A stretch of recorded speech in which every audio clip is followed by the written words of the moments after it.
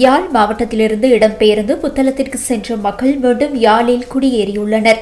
இந்த மக்களுக்காக யாழ்ப்பாணம் புதிய சோனகர் தெருவில் நிர்மாணிக்கப்படவுள்ள வீட்டு திட்டத்திற்கான காணியை பார்வையிடுவதற்காக அகில இலங்கை மக்கள் காங்கிரசின் தலைவரும் பாராளுமன்ற உறுப்பினருமான ரிஷாட் பதியுதீன் இன்று யாழ்ப்பாணத்திற்கு விஜயம் மேற்கொண்டிருந்தார்.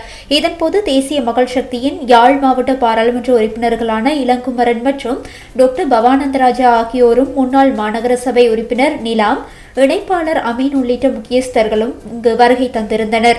யாழ் மாவட்டத்தில் இருந்து இடம்பெயர்ந்து புத்தளம் மாவட்டத்துக்கு 90ஆம் ஆண்டு சென்ற முஸ்லிம் சகோதரர்கள் மீண்டும் வந்த பொழுது இந்த பிரதேசத்திலே அவர்களுக்கு இருப்பதற்கான வசதி இல்லாமல் புதுக்காணியிலே ஒரு இக்கட்டான கஷ்டத்தோடு வாழ்ந்து வந்ததைக் கண்டு அவர்களுக்காக இந்த இடத்திலே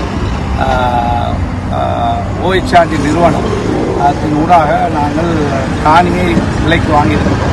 அந்த காணியிலே குடும்பத்துக்கு 6 பேச்சு வீதம் வழங்குவதற்கு முடிவெடுத்திருக்கிறோம். இந்த மாதம் 31ஆம் தேதிக்குள் டிசம்பர் 31க்குள் அவர்களுக்கான காணிகளை வழங்கி அதன் பிறகு என்பிபியுடைய பாராளுமன்ற உறுப்பினர் இளங்குமரன் அவர்களும் அதே போல் டாக்டர் பவானந்தராஜா பாராளுமன்ற உறுப்பினர் அவர்களும் உங்களுடைய முன்னாள் மாநகர சபை உறுப்பினர் நிலாம், அதே போல் அமீன் ஆச்சாரியனுடைய இணைப்பாளர் உட்பட பல சகோதரர்கள் வந்திருக்கிறோம்.